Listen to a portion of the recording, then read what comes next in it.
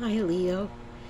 Today is July 17th of 2026 and this is your great aunt Alita Nanette Kinney Stepper.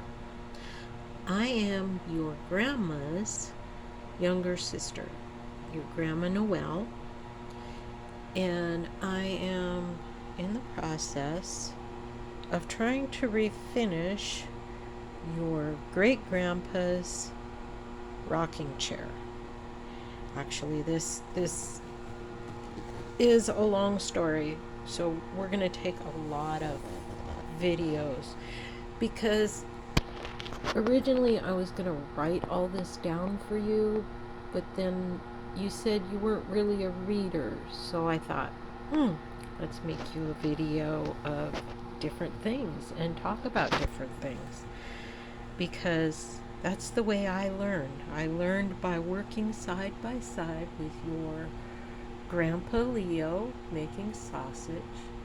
I learned side by side learning woodworking with your great uncle Duran Stepper, who is your mom or your grandma Noelle's older brother.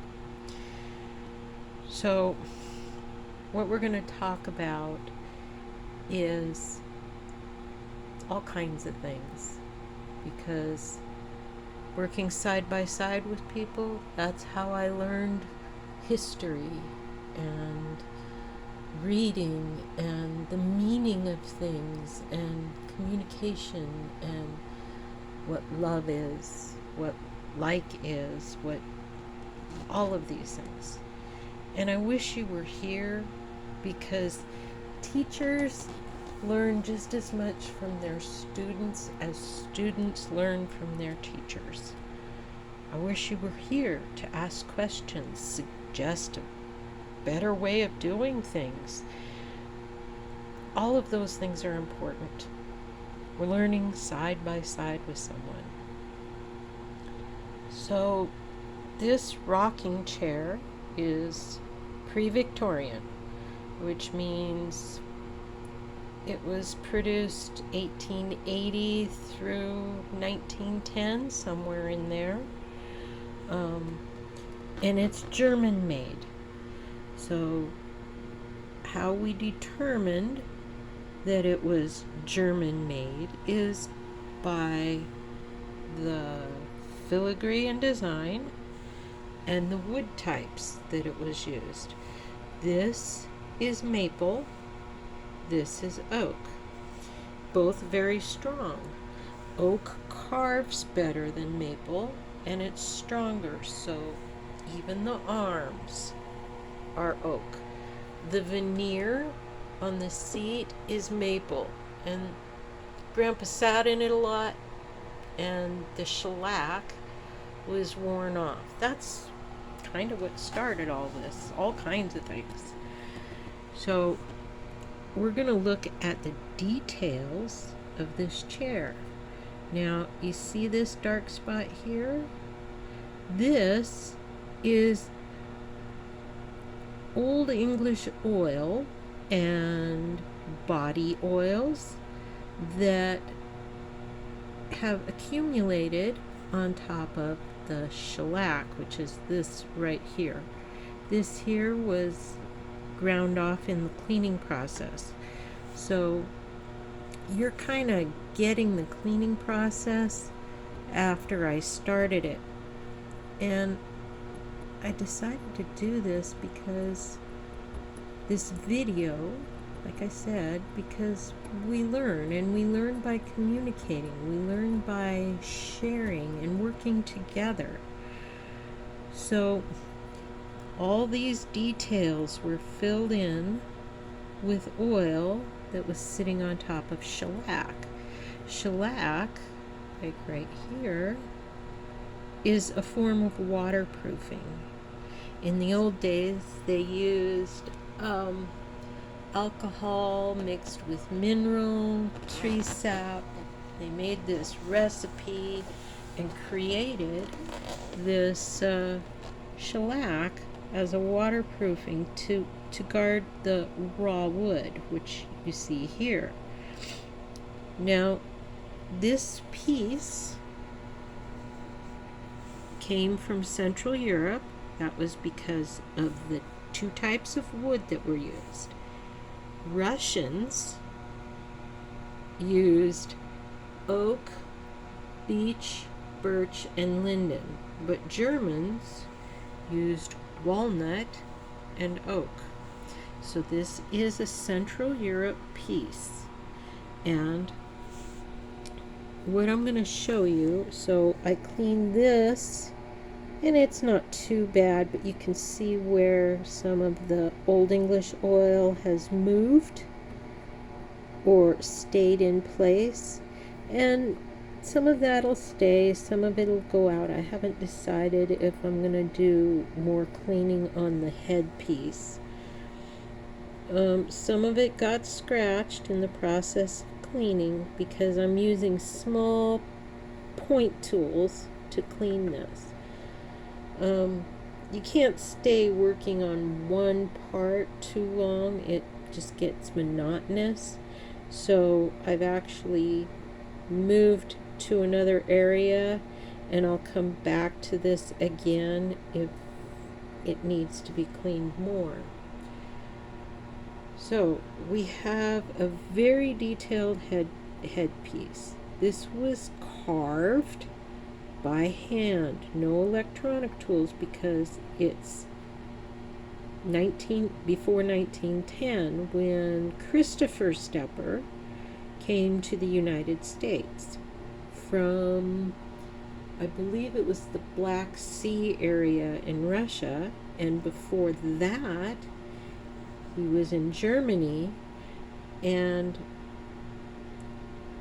from what your great uncle Duran told me, your grandpa Leo, great grandpa Leo, spoke what's called High German, which is a sharp clicked version of the language, where Low German has more slurring and so forth. If you want to know more, look it up.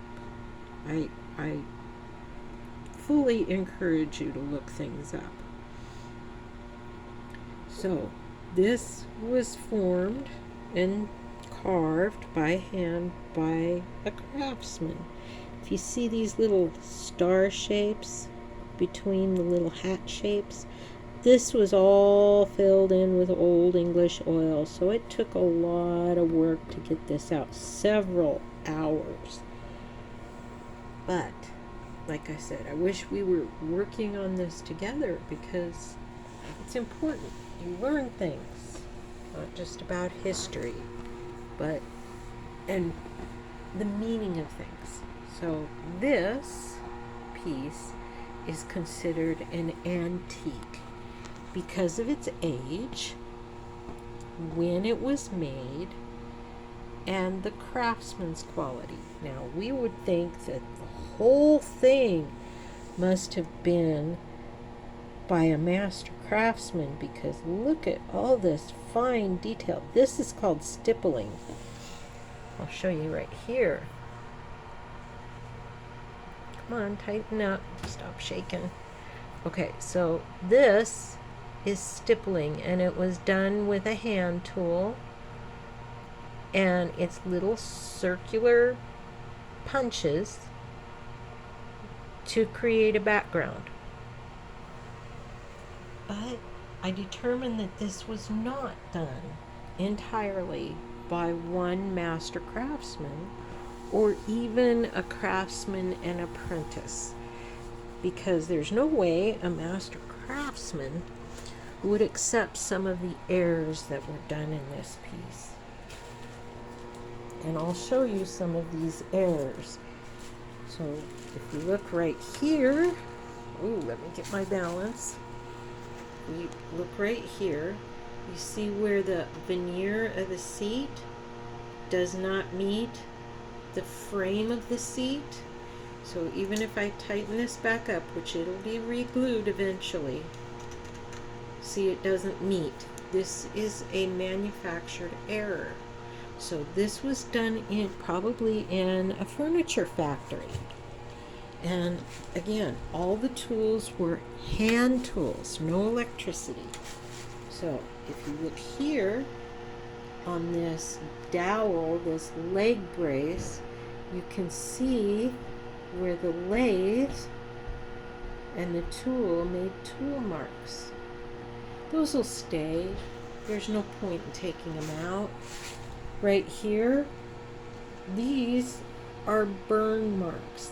That's where the lathe got turned too fast and it caught a smolder or a fire inside the wood itself as the lathe turned against the wood. So, and that would have been a hand tool that was actually, and the turning portion was foot powered on a belt. So it would turn it as he pumped his foot against the belt and ran the tool against it. So now we're going to look at some other things. This is the bottom.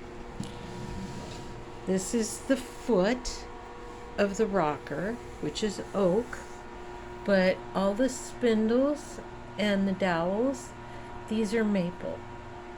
This here, this damage, there's a story behind this, and I had to talk to your great uncle Duran, who was told by, would have been your great grandma Frida, who was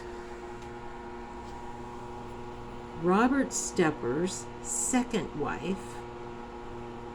That's him right there. And it would have been your Leo Stepper's stepmother. And her name was Frida.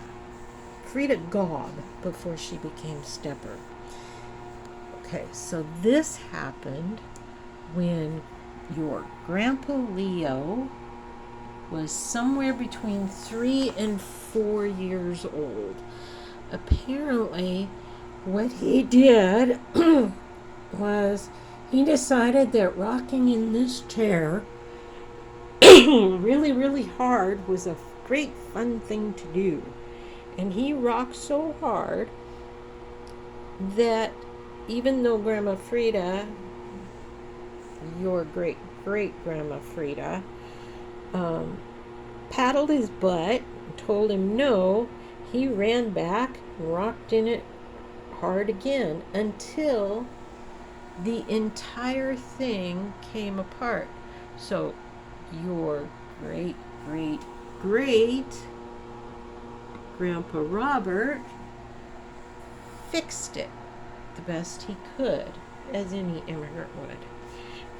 So down here on the back spindle, there was this wire, and I will put it back because that wire is what makes this antique heritage. Heritage means that a piece of something has been passed down from generation to generation to generation, and each generation put a little bit of themselves in it. Their repairs, like with this wire that braced the back legs together, which I took off so I could do this cleaning, and where it's been, the scars that occurred to it. Look at here. This, at first it looked like fire to me, and then after I talked to Great Uncle Duran, the woodworker in the family, he said it was probably pine tar to correct damage. That damage is also here too. So this isn't fire, this is pine tar that was covering raw wood. Now the bottom of this rocking chair under the seat on the maple frame, this was all raw wood. So when my stepmother, Edna Stepper, who was Leo Stepper's second wife, my real mother, her name was Marjorie Lenore Soley Stepper. Anyway, that's not relevant at this moment, but Edna Stepper preserved this the way she was told, which is put Old English oil on it and wipe it down. Well, the Old English absorbed into the raw wood, but anything that was shellacked, which is a waterproofing, the Old English oil just sat on the top and dried into this hard stuff. Now that stuff is what I am scraping off and removing. And it needs to be scraped off first before sanding, because otherwise the heat from the tool, whatever tool you're using, just melts that oil and shellac right into the sandpaper. So I'm using these fine detail tools. These are actually tools. These files are tools for glassware, but they've got such a fine diamond bit that it doesn't damage the wood as much. So this one is clean. Let's see if I can get it to... Oh, stop shaking.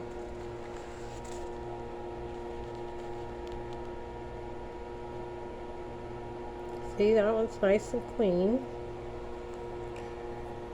This one has been used some. See that shellac and the sawdust embedded into the diamond bits? So I'll have to clean that off before I continue with mechanic's steel brush. Okay, I'm gonna turn this piece and show you where I left off and what I'm doing. And my thoughts are not straight all the time. I gave you a brief history of this, you know, what year it was made, factory made, probably made in Germany, that Christopher Stepper spoke High German, which is from Western Germany, Austria area. He was an immigrant into Russia before the Bolshevik Revolution from Catherine the Great, who was the leader of Russia. She wanted immigrants to come in and teach the Russian people how to do more productive farming and ranching and workmanship. The immigrants, the German immigrants, stayed as a collective because the Russians didn't really accept them very well, and they didn't heed their advice in farming or couldn't do it right. So they were not making as much money as the German immigrants, and that caused a resentment, which was one of the reasons that the Bolshevik Revolution happened. And part of the Bolshevik Revolution was driving the Germans out of Russia. So they drove them from the farming areas to the Baltic Sea area, where Christian Stepper, I keep saying Christopher, but Christian Stepper caught a boat with his pregnant wife to the United States. I don't know where the immigration port was that they landed in. If I have time, I'll look it up, but you can look that up too. It would be really cool. But I'm going to pause this for now and turn the chair to go back where I was working, because I'm trying to stay focused and get this done in time, hopefully before school starts again.